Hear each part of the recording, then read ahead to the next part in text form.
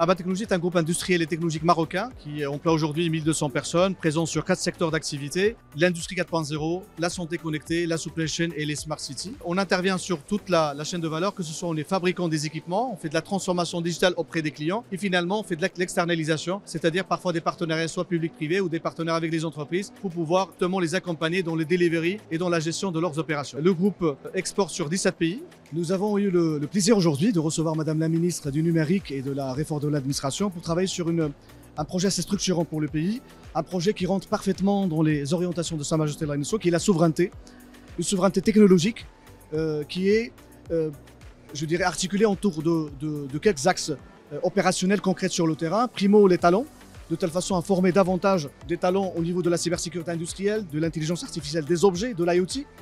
Nous avons un deuxième axe qui est les Fab Labs. Le but, c'est de mettre en place des réseaux de Fab Labs au niveau du Maroc, sachant que déjà notre filiale Nextronic depuis 2018 qui a mis en place les premières Fab Labs au niveau de l'Afrique du Nord pour pouvoir faciliter davantage plus de prototypage, plus d'accélération des MVP, des POC derrière. Le troisième volet, un volet qui est très important et que Sidna Lanso a beaucoup insisté, c'est la mobilisation des diasporas marocains pour pouvoir attirer les talents internationaux. Donc c'est un appel aussi, je dis, à celles et à ceux qui nous regardent aujourd'hui, revenez dans votre pays. Il y a beaucoup d'opportunités, il y a beaucoup de choses à faire. Quatrième élément, c'est la partie recherche.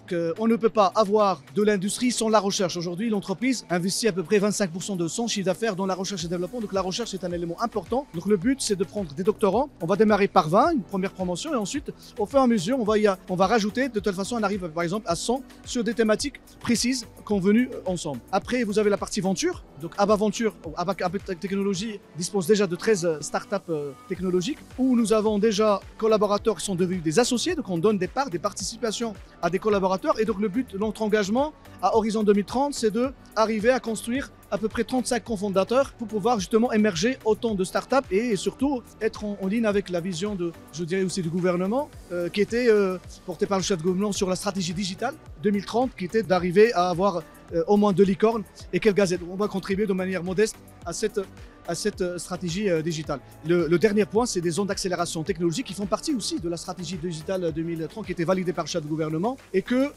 nous incite à aller côte à côte avec toutes les parties prenantes, que ce soit la partie industrielle, technologique, numérique, de telle façon à faire émerger, je dirais, des zones d'accélération technologique où le groupe va investir davantage, bien entendu en partenariat avec le ministère de l'Investissement et les autres parties prenantes, de telle façon à contribuer au déploiement de ces chartes d'investissement qui étaient portées par le chef de gouvernement.